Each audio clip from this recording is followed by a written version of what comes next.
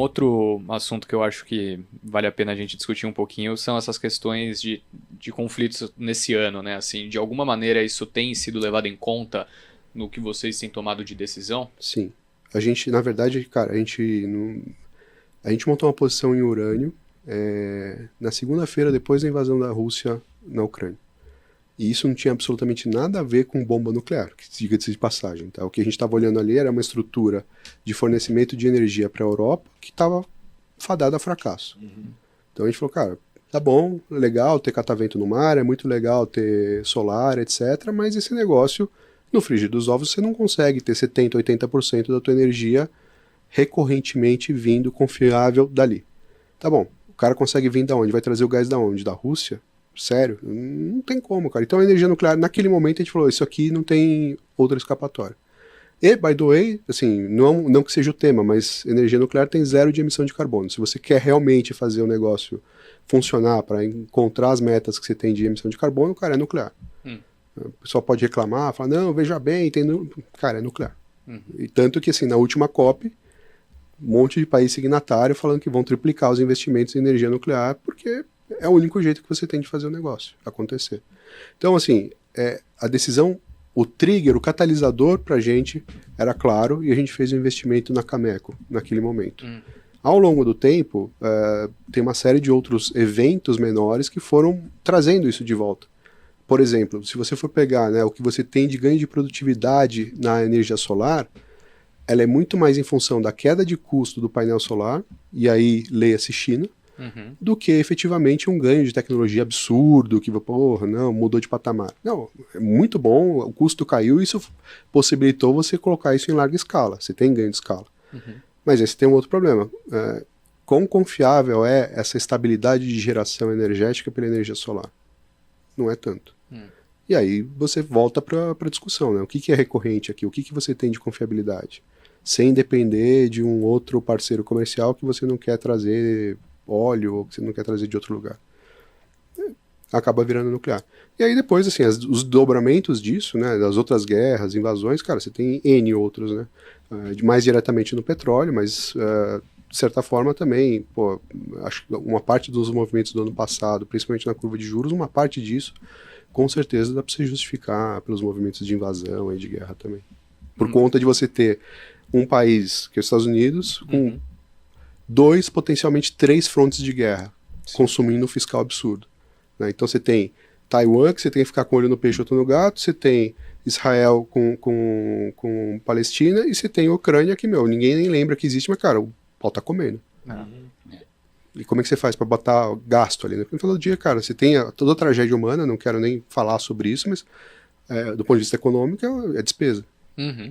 E você chegou a citar a Cameco, né? Queria ouvir um pouquinho sobre a empresa. E além disso, eu acabei, assim, não sei se você chegou a montar alguma posição pensando nessas crises mais ligadas a petróleo ou não? Sim, a Cameco foi a primeira, assim, a gente olhou muito em função do que seria o custo de energia e o custo de produção. Então a gente está desde fevereiro de 22, acho que foi, né? 22. Logo na sequência da invasão. A gente manteve a posição até hoje. Hoje a gente está trocando ela por uma outra posição em urânio também, que é a NextGen. Ao longo do tempo, cara, a empresa foi muito bem, muito por conta do que foi o preço do urânio, né? E aí, assim, não faz muita diferença se você tivesse Cameco ou se tivesse um ETF de urânio. Mas no final do dia, a alavancagem que ela teve operacional em relação ao preço do urânio foi muito maior. E no meio do caminho ela comprou a Westinghouse, que, para quem lembra, né, a Westinghouse era a grande fabricante de usinas, a grande designer de usinas nucleares, quebrou por conta disso. E mais recentemente a Cameco comprou junto com a Brookfield canadense. Isso eu acho que vai ser uma porrada atômica, literalmente, né? Ou seja, desculpa o trocadilho aqui, mas por quê? Você está entrando no mundo que, de repente os caras descobriram que, não tem nem mão de obra qualificada para fazer isso. Qual foi a última turma da Poli que se formou em energia nuclear? Não teve. Porque era um dying business. Desde 2011, depois de Fukushima, ninguém queria trabalhar em energia nuclear. Então, hoje você tem um gap gigantesco. Eu preciso ter novos reatores, preciso ter novos projetos nucleares, você não tem mão de obra. E aí o Westinghouse acaba sendo um fortress desse negócio. hoje está dentro da Cameco. Então você tem uma verticalização, o cara produz combustível, faz o projeto, só não consegue fazer o enriquecimento, mas isso aí ainda acontece.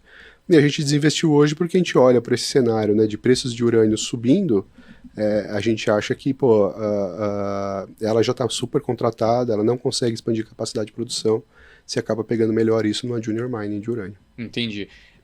Uma pergunta de leigo. Eu assisti os 2 documentários também, Oppenheimer também, mas assisti...